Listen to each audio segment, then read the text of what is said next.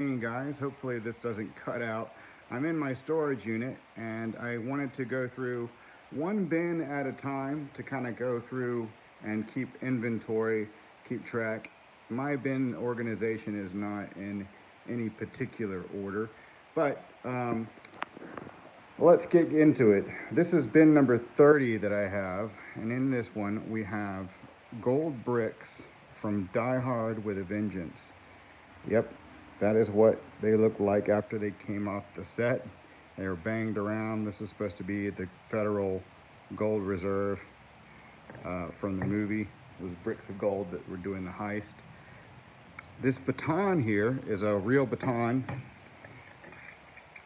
It flicks out like a collapsible baton. This was used by Draco, the character Draco in the movie Elysium. And I believe it can be screen matched. I'm going to go in there and actually freeze frame the movie because he's got this duct taped specific in a certain wrap. If I can see the lines on it, I can potentially screen match this. This was when they were on Elysium and the character Freya was being attacked by the character Draco.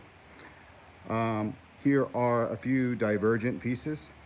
I have these things kind of scattered around, but this is a factionless armband from one of the many extras that had to play the role of a factionless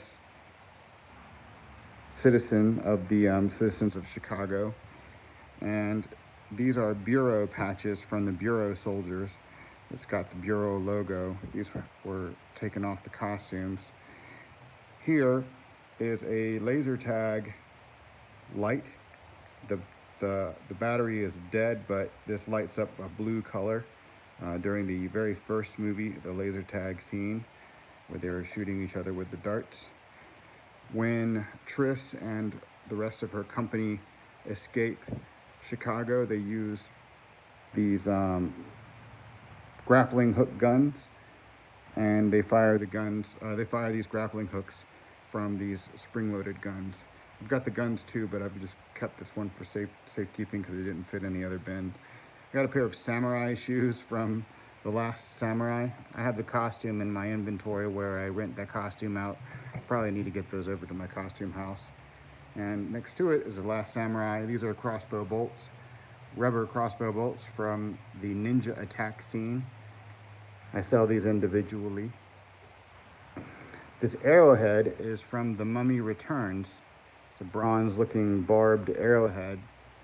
I have the arrow shaft somewhere, but it was just a stick, and it might have just gotten mixed up with other things, but it's somewhere in my inventory.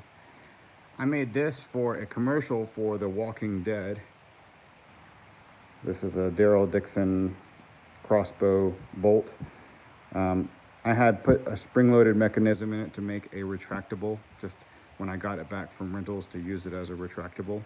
I still may, actually, but that's from a commercial on The Walking Dead. This is a brooch from the Chronicles of Narnia. This is made by the Weta Workshop, and that is a metal brooch that was used by one of the centaurs in the movie. I forget the name of this movie, but that's Javier Bardot. I believe that's how you pronounce his last name. Oh, that's his last name. This is from a 90s movie. And these are continuity photos that go on and on and on. And a few recognizable faces in these Polaroids, the continuity photos. Prop masters used to keep track of the continuities before digital cameras existed with Polaroids. That way we can take them and keep them and store them on the day that we go through and make sure that they were all dressed the same and the makeup was done the same way. In the movie Mirror Mirror, a character named Half Pint, I believe my friend Mark is his name, that uses these throwing knives in the movie Mirror Mirror. It's kind of a play on Snow White and the Seven Dwarfs. This is one of the bags used in the Hunger Games. This is my Hunger Games section. That's one of the supply bags, the cornucopia supply bags that were stuffed with various gack. This has just got filler burlap stuffed in it, but I kind of assembled these together to look like the bags, inflated bags. These were scattered around the cornucopia when they do the run for the grabbing them. This is a game pad, one of the special effects game pads from the Hunger Games.